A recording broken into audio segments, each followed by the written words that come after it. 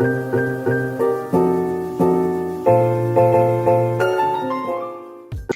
guys, welcome to the channel, or welcome back if you're new.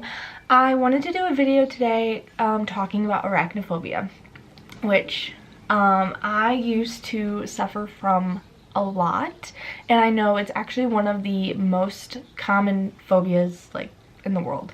So if you are somebody who suffers with arachnophobia, just know that it's more normal than you think, and that a lot of people have arachnophobia, and that includes even people who do keep pet arachnids. So having tarantulas did in the end up helping me to overcome my arachnophobia in a lot of ways. That is not to say that I'm completely over it. Like if I am like outside or something and something scares me or surprises me, like if I walk into a spider web, if something falls on my head, like I'm gonna freak out. So don't think that I am not still slightly terrified, because I am. But arachnophobia is something that can be lessened, and it's something that you can really actually work at to get rid of it, or lessen it really. So whenever I first got into tarantulas, it was funny because I would go into pet stores and just kind of look at them, but I always left with that like creepy crawly like feeling, like you're like, oh, like get away from me. And I never really pictured myself owning one. I remember starting off watching Tarantula Cat's YouTube videos, and I was like, this girl is nuts, she's insane, I can't believe like she would ever keep these as pets. And for the first like, I don't know, week I would watch these videos because I found them so interesting, and watching the way someone else was like interacting with them and not afraid of it was interesting to me, because I was like, how can you do that? But for like the first week I would watch these videos and I would still get that creepy crawly feeling of like, I don't like that, I'm super uncomfortable. And then after a while of watching these videos of basically just normal spider behaviors, I started to get a little bit more comfortable with it through a screen. Now, I still screamed and cried whenever there was a house spider in my kitchen, but I could watch these YouTube videos and basically like not have any kind of weird reaction to it. So I guess you would kind of call that like a type of exposure therapy. And I'm not saying that exposure therapy is good or bad, because I really have no idea. I'm not from that world, so I do not know. And I know that it probably is not something that works for everybody, especially if it's a very deeply ingrained fear that like maybe you even got injured whenever you were younger from something. I know a lot of people feel that way about snakes because they were bit by snakes, or even dogs if they were attacked by a dog, and that can be something very different. To be fair, I've never had a bad interaction with a spider, they just creeped me out. If you think about spiders though, it's pretty normal to be afraid of something that looks so completely different than everything that we're used to. So a phobia is supposed to be like an irrational fear that it like causes a disturbance in your life. So for the most part, I would say my arachnophobia did not make like a disturbance in my life. Like it didn't stop me from doing anything, but it was really aggravating that I was always kind of on the lookout. And especially because where I live, we have a lot of brown recluses, which are very venomous, more venomous than any tarantula that you can probably find here. And a lot of black widows, and we would get them in my basement all the time, and they would just like sneak up on you, and like you'd look over your shoulder and there'd be one sitting next to you, and that really freaked me out.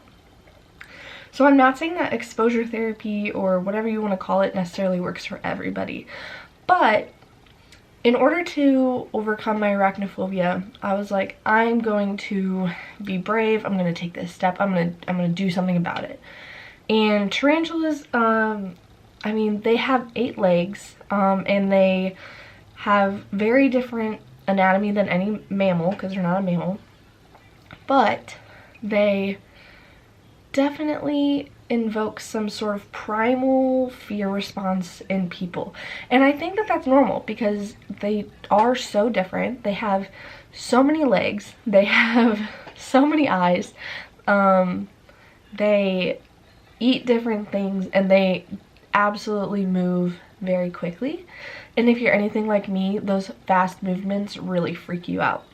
So for that reason, I don't keep like tarantula species that are old world yet at this point because I don't feel comfortable doing it.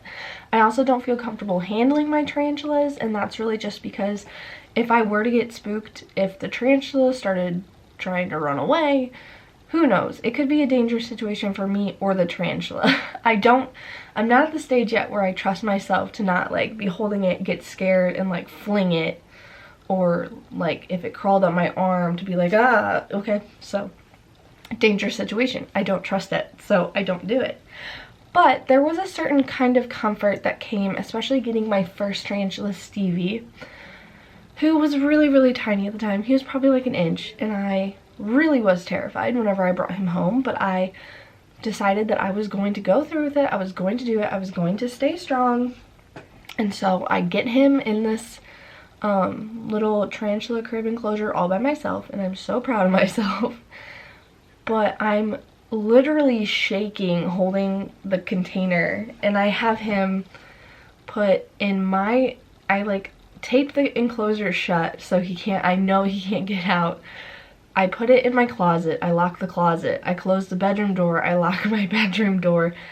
And for the first, like, I would say week that I had him, I was terrified. I wouldn't go in the closet where he was. I had to make my husband go get me stuff.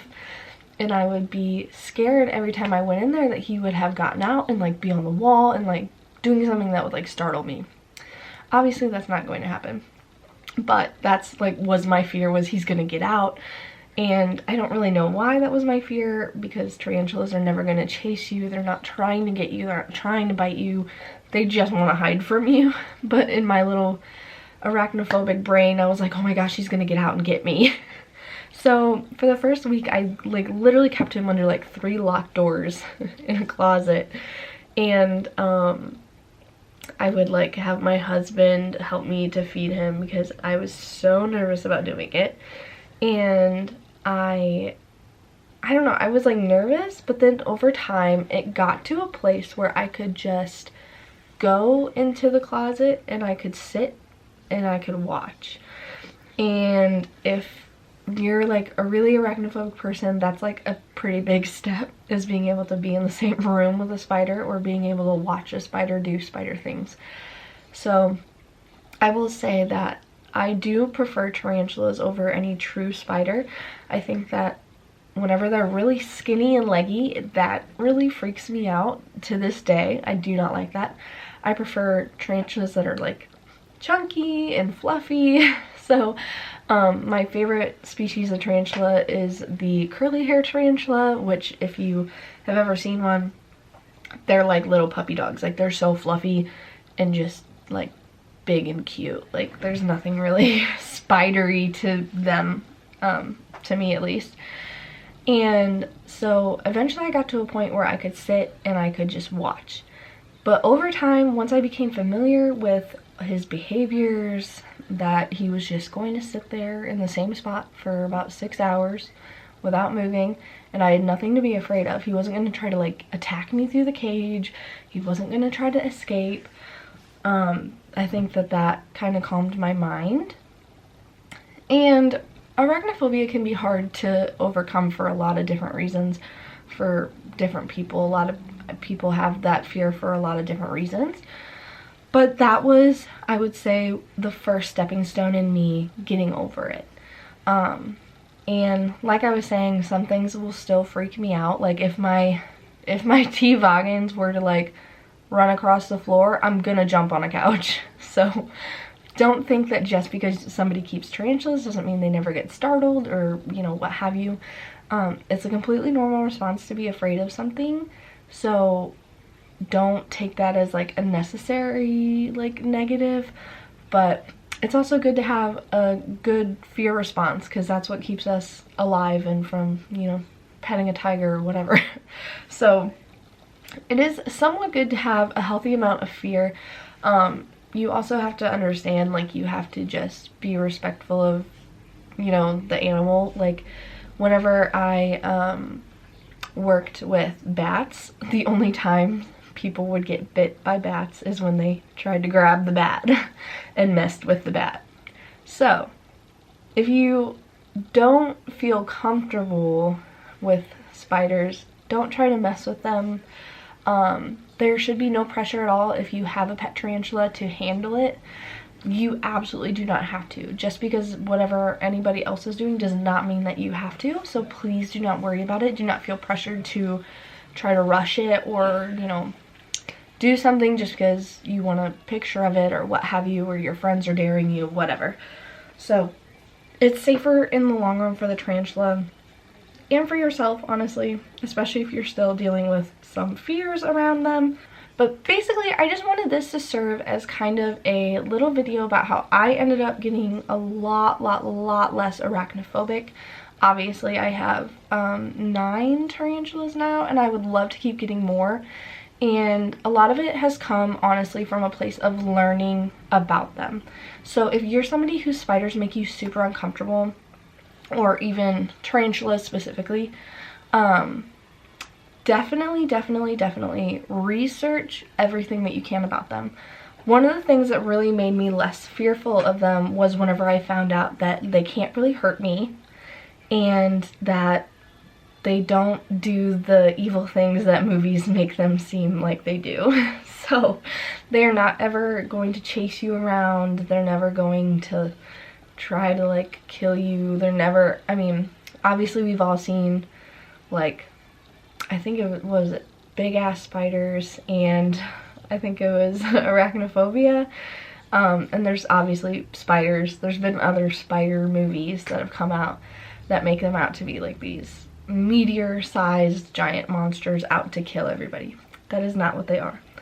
And once I really took the time to learn about how they're not gonna hurt me, they can't, there's nothing they can really do that would hurt me, that really did help to ease that tension a little bit.